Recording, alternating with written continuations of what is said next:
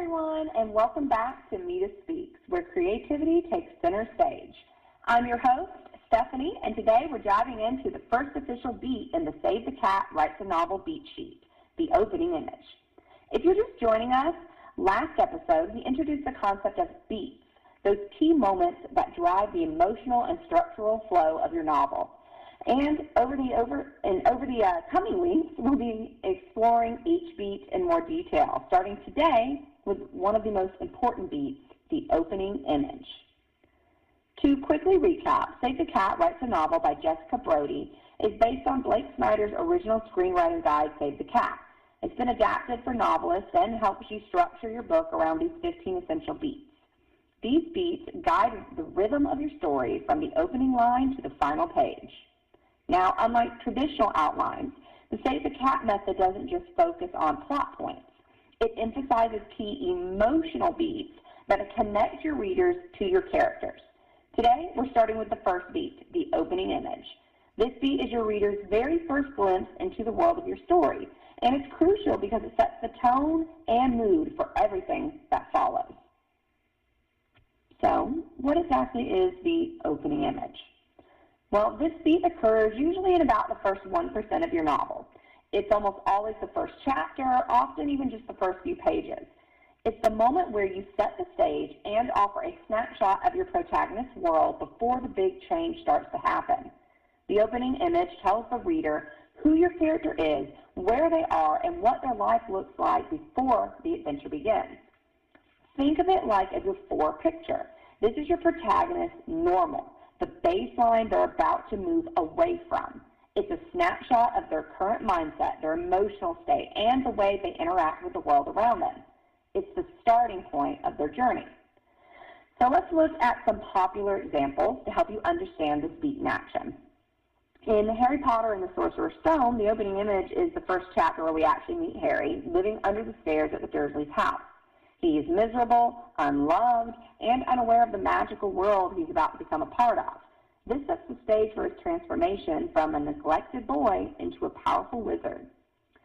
In The Hunger Games, the opening image shows us Katniss in District 12, sneaking through the woods to hunt for food. We immediately understand that her world is one of scarcity, survival, responsibility, where she's the provider for her family. This snapshot prepares us for the extreme stakes that she will face in the capital. If you think about a classic, The Great Gatsby, the opening image introduces us to Nick, observing the lives of the wealthy from his small house. We get that sense of his outsider status, a theme that runs throughout the entire novel. A good opening image I love to see, I enjoy watching, is in Stranger Things. When we first meet the team of ragtag boys, what are they doing? They're playing D&D. Very casual, fun game. But it shows us, one, that they're not exactly the most popular boys in school, but it also kind of provides a contrast of what we'll see later. Boys going from a fantasy world to real-life danger and struggle with some creatures who look very much like what they see in their game.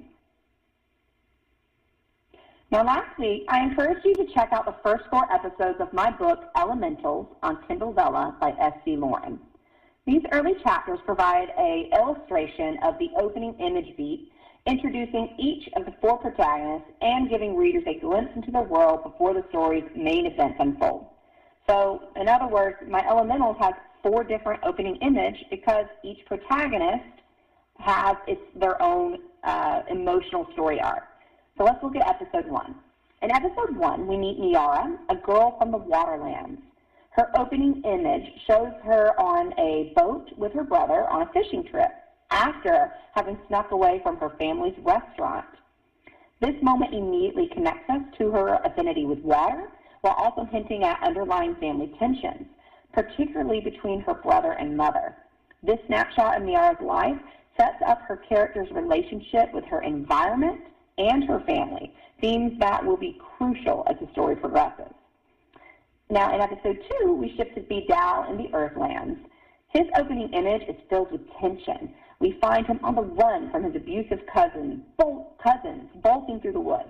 The anxiety and danger of the scene highlight his resilience and agility, even as we learn of his vulnerability due to his small stature. I mean, I literally have him jumping up a tree, and his cousins are running around trying to find him because there's no way he hiked up a giant oak tree in the middle of the woods. This image captures the essence of his character and the hardships he faces, setting the stage for his emotional journey. In episode 3, we meet Zan of the Firelands, where he's working in the mines to support his younger sister. Zan's opening image conveys a deep sense of desperation, showing us his role as both a caretaker and a survivor. The scene also hints at his struggle with mental health, giving readers a glimpse of his inner turmoil, a crucial aspect of his character that will shape his decisions throughout the story. And finally, we've got episode 4, Fifth of the Airlands. Here we find her lounging on a beach, completely unaware of the realities of the working class around her.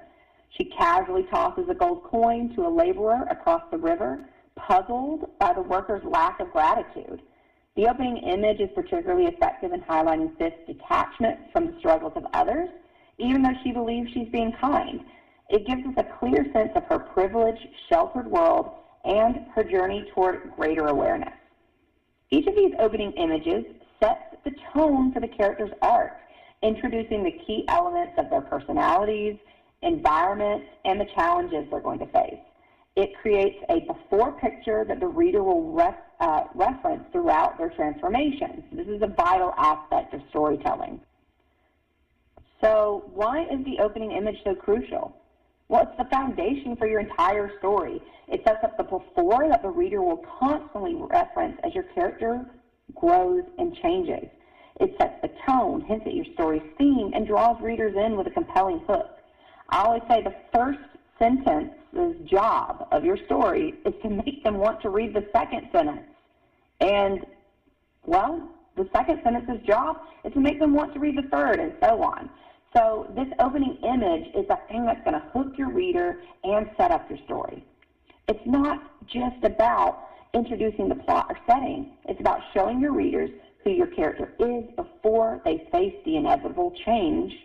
The journey is more impactful when we know where the protagonist is starting from.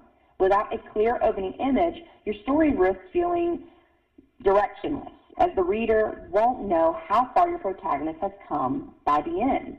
Now, the story can certainly start in the middle of the action, but we still need to see what life is like for your character. Vidal, for instance, when I mentioned Vidal of the Earthlands, it's in the middle of the action. He's running, he's getting hit in the face and slapped by vines.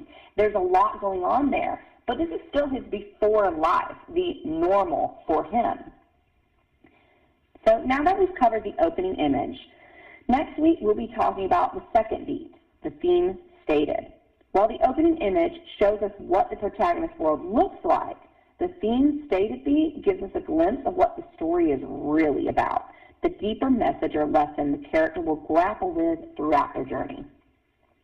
This often comes in the form of a seemingly throwaway line, hinting at the story's core theme. You won't want to miss it because it's an essential part of your novel's emotional arc. Now, as always, if you want to see how I've used these beats in my own writing, check out Elementals by S.C. Lauren on Kindle Vella. The first 4 episodes are free, and you'll be able to see how I crafted opening images for each of my 4 protagonists. Each character has their own unique starting point, and their individual journeys are set in motion right from these first scenes. In order to follow along and see the theme stated in action, you really only need to read through episode 5 and 6, I believe, to get everybody's theme stated, and those episodes are also currently free on Kindle Vella. So if you want to stay on track with me for next week, read episodes 1 through 6, and you'll be good to go. Just head over to Amazon, search Elemental by S.C. Lauren on Kindle Vella, and start reading today. And make sure to follow me on Instagram at s.c.lauren for updates and sneak peeks and behind the scenes. So that wraps up today's episode of Metis Speaks. I hope you've enjoyed this deep dive into the opening image beat and are excited to tackle the next step in your writing process. Next week, we'll dig into theme stated, so don't forget to tune in. Until next time, keep writing, keep dreaming, and remember, your story matters. This is Stephanie with Metis Speaks, where creativity takes center stage.